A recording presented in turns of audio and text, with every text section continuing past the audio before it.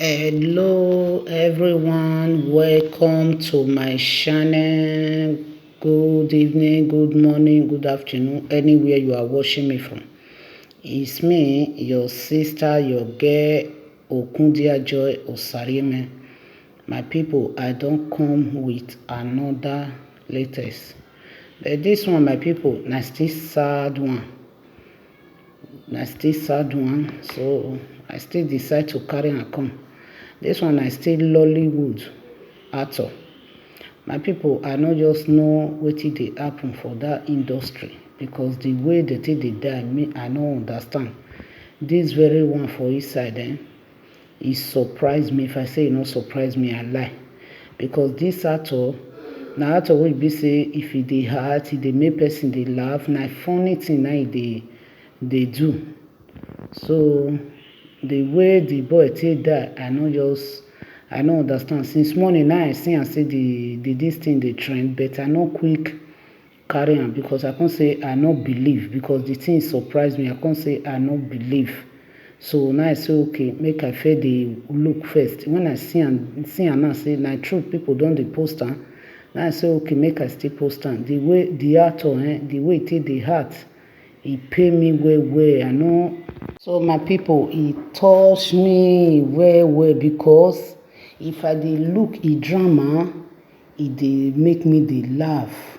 The name of the actor na Stanley Okoro. E pay me well. E pay me. I no know why this man now. E don tell where e start to, but now na e come be say e come dey act often and often. In short, I no know wetin dey happen for that Lollywood o. Na only God na go help them. I no just know. This one na no sick o. They say na poison. He eat poison. The poison food give am. I no know. This world is wicked. That person wey poison this man food now, wey give am, me no just know wetin e go gain.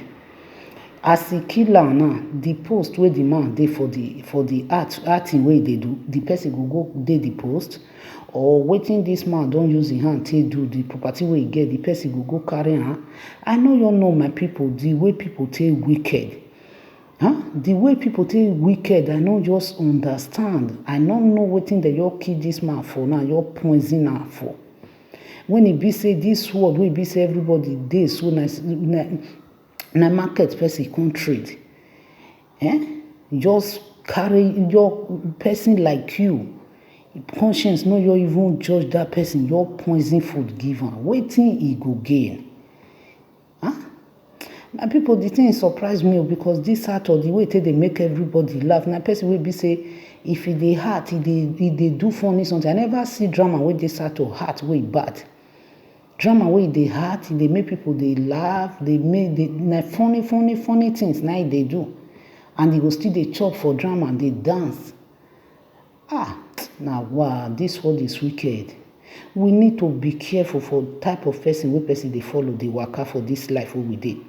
No be everybody wey follow person laugh na be friend. No be everybody wey follow person laugh na like am. This actor now person need to use am take learn. Some people just dey wey you go just call your own personal person. You say this one na my friend, and na that person go dey find the evil wey wan do against person.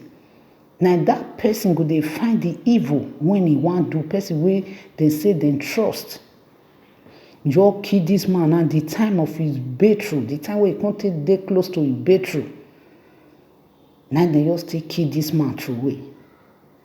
When that person know say he no go still stay this life forever, one day he must surely go. The way people take dey die for that Lollywood people now need to find solution for wetin dey happen to una, and now need to dey prayerful. Na only God na dey fight battle. Na only God na dey protect person. This actor now, yesterday now I watch the drama. As I dey watch the drama, I dey laugh. I surprised since when they say he died. Now I say no, I'm not sure. I not believe my people. I not believe. Because yesterday I watched the drama, the way they do, I can't dey laugh.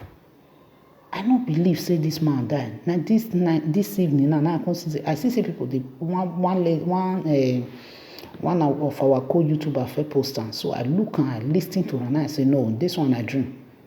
I no believe. Before e come be say dem come dey post am, different people come dey post am. Now I say okay, make I go. As I reach there na I true see say yes, e die. Because die no be wetin person take dey play. Na im make am if dem talk anything like that, I will fair observe, make I know whether na true or na lie. Now I bring come my people, the thing touch me, e pain me, I no lie you, e pain me. I just pray make God help people for that Lollywood, because then they make person dey happy. Maybe person just dey sad na im get wetin dey reason go just suffer im own na dey look am. I no know why people wicked, why people no want make person better, why people no want make person progress. After the whole labour wey this man don labour for this Lollywood now, na the time for him to dey reap. They just kill am like that, just cut him life short. They just kill am because person wey dey close to this man na him kill am so. Because who no dey close to am no go fit hurt am, e no go know e favourite something wetin e like. Dem know say na food na be wetin e like, na dem use that food now take poison am. But you wey do this thing, wetin you go gain? Wetin you go gain? Remember say God dey heaven dey look. God dey look everybody the way we take dey do things wey we dey do. Remember say God dey heaven. Remember wetin the man come do wey you no fit forgive am, wey you no tell am make e be say e go say abeg forgive me, I no know wetin I dey do. Just poison the man, kill am, just send am to early grave. My people, na be wetin I bring come because the thing touch me. Abeg make una leave una comment, and I pray for your family. May God give them strength to bear the loss, because this one a great loss for the family. May God give them the strength to bear the loss. So my people, abeg make una leave una comment, and make una like, make una still help me share the video. Please support me all. I love you all. Anytime new latest, I promise una say anytime when latest dey, I go dey carry am come, and I promise una I go dey carry am come here. I pray because this dada I no like am at all to dey post, but this actor I too like am. I too like the actor for drama, so na so okay make I still carry am come my people. Make una still lis ten to wetin happen to the actor. So abeg make una still send una condolence to his family. See you next time. I love you all. Bye, ciao.